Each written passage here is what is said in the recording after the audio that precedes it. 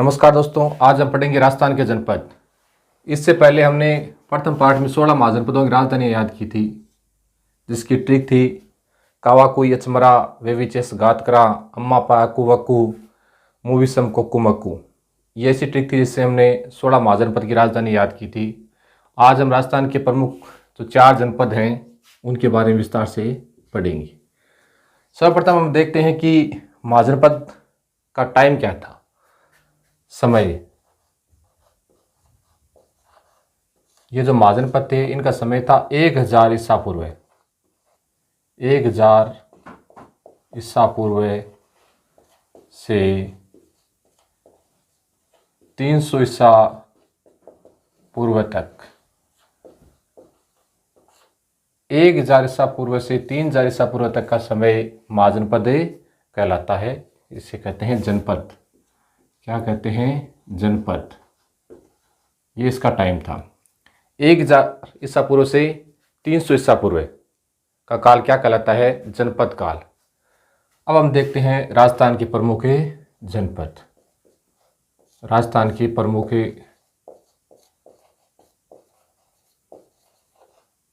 जनपद। राजस्थान के प्रमुख जनपद 4 है। उनमें से प्रमुख जनपद है मत्स्य। प्रमुख जनपद का क्या नाम है? मत्स्य। मत्स्य जनपद।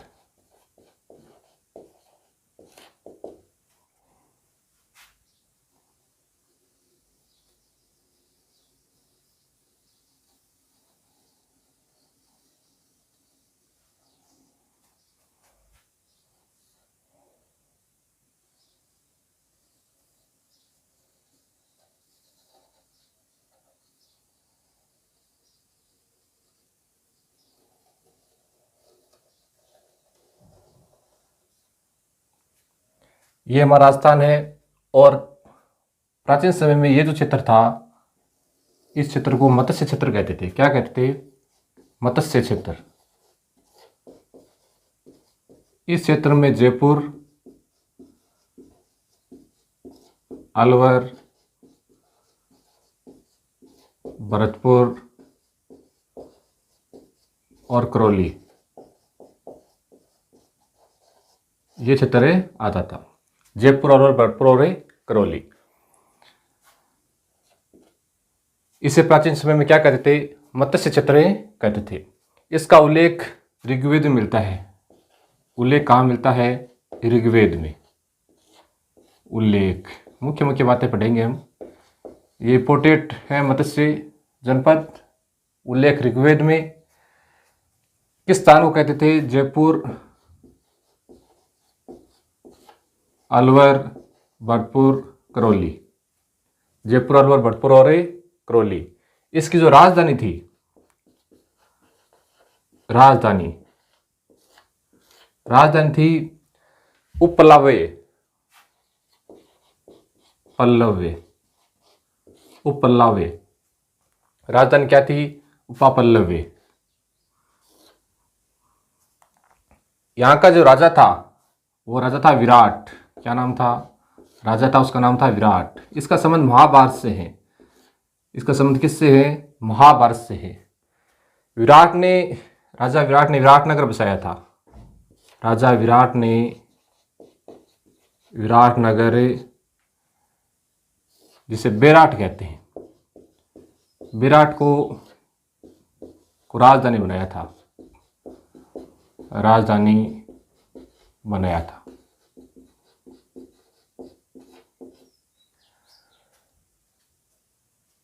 और यही इसी विराटनगर में पांडवों ने अज्ञातवास बिताया था। पांडवों ने अज्ञातवास बिताया था। जब पांडवों को 12 वर्ष का वनवास और 1 वर्ष का अज्ञातवास मिला था, तो ये अज्ञातवास यहीं बिताया था। कहाँ बिताया था? विराटनगर में बिताया था। महाभारत में एक पर्व है कर्ण पर्व। कर्ण पर्व के अनुसार यहाँ के लोग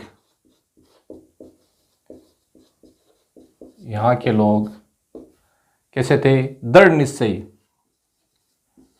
दृढ़ निश्चयी, दृढ़ निश्चयी, सत्यपरायण, सत्यपरायण, सुखी, समृद्ध,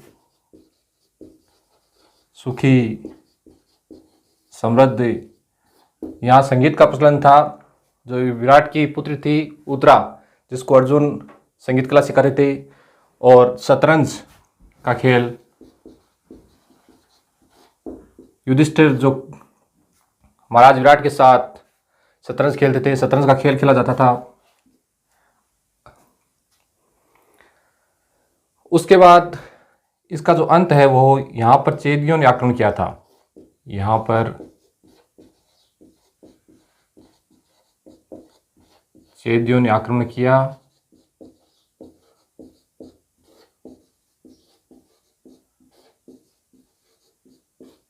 तथा इसका विलय कहाँ हो गया? मगध में। था विलय मगध में हो गया। ये है हमारा मत्स्य जनपद। एक बार दोबारा देख लो। ये जो जनपद है इनका समय 1000 ईसा पूर्व से 300 ईसा पूर्व तक के काल को क्या कहते हैं? जनपद काल कहते हैं। मत्स्य जनपद, इसका उल्लेख ऋग्वेद में मिलता है। जयपुर, अलवर, भरतपुर, करौली क्षेत्र को मत्स्य क्षेत्र कहते थे। इसकी राजधानी उपापल्लव, राजा विराट ने विराट को राजधानी बनाया था।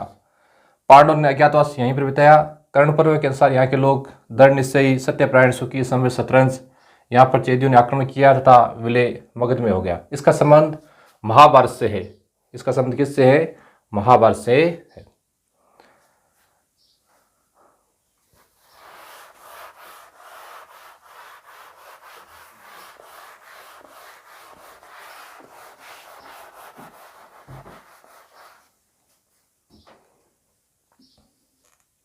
नंबर 2 जनपद सीवी। क्या नाम है? सीवी जनपद।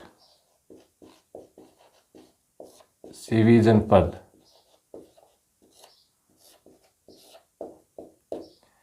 ये भीलवाड़ा और चित्तौड़गढ़, भीलवाड़ा और चित्तौड़गढ़, भीलवाड़ा और चित्तौड़गढ़।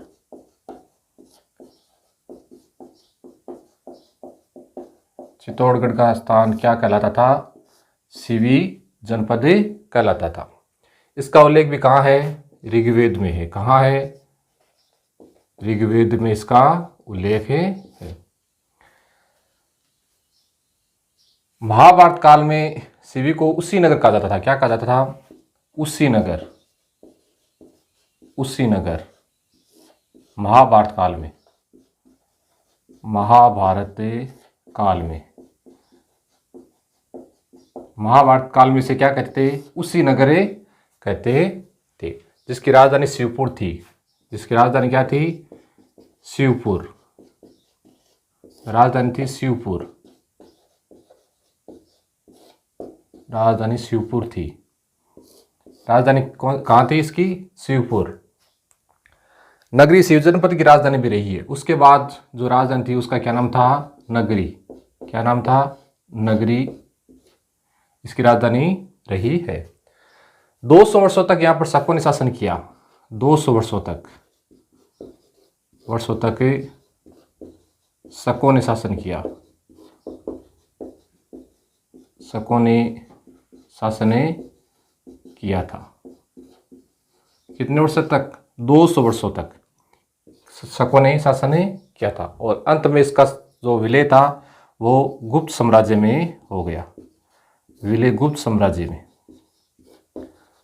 दोबारा देख लो। 2 नंबर जनपद है। 1 नंबर मत्स्य पड़ा, उसके बाद शिव जनपद। ये भीलवाड़ा और चित्तौड़गढ़।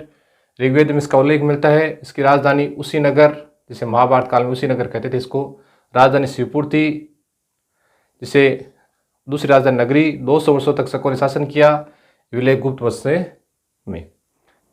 मत्स्य जनपद हमने पढ़ लिया, सीवी पढ़ लिया। अब पढ़ते हैं मालवे। नंबर 3 जनपद मालवे। जब सिकंदर ने भारत पर आक्रमण किया था, सिकंदर सिकंदर ने भारत पर आक्रमण किया था,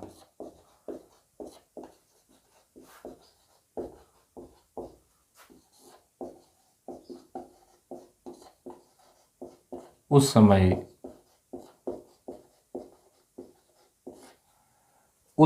ये जो मालव थे ये भागकर कहाँ गए थे, टोंक आ गए थे। उस समय मालव भागकर टोंक आ गए थे, मालव भागकर टोंक आ गए थे, टोंके आ गए। जब सिकंदर ने भारत पर आक्रमण किया था तो ये जो मालव थे ये भागकर कहाँ आ गए थे, टोंके आ गए थे, जो जिसे आप क्या कहते हैं, करकोट नगर कहते थे, जिसे करकोट नगर कहते हैं। और राजधानी कहाँ बना ली, राजधानी भी करकोट नगर बना ली, राजधानी करकोट नगर, राजधानी कहाँ बना ली, करकोट नगर। उसके बाद इनको किसने हराया, शक शासक ने, किसने हराया, शक शासक नहरपान ने, किसने हराया, नहपान ने, नहपान ने इनको हराया और शकों का क्या हो गया, आधिपत्य हो गया। अब नंबर 4 जनपद।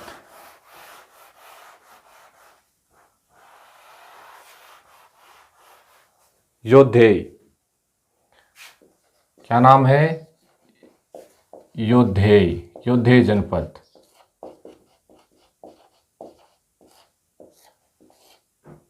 ये जो क्षेत्र है गंगानगर,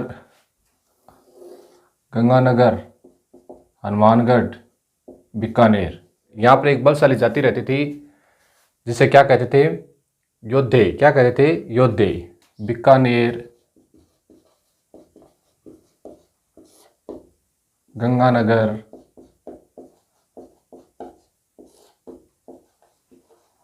हनुमानगढ़, गंगानगर, बीकानेर, हनुमानगढ़ में योद्धेय एक बलशाली जाति रहती थी। हनुमानगढ़ यहाँ एक बलशाली, यहाँ पर एक बलशाली कबीला था, क्या था, कबीला, जिसे क्या कहते हैं, जिसे योद्धेय कहते थे। शक शासक रुद्रदामन फर्स्ट ने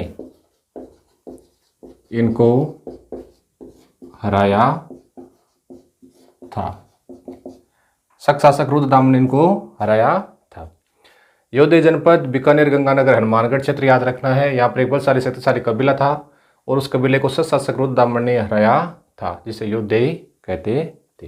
ये थे राजस्थान के प्रमुख जनपद।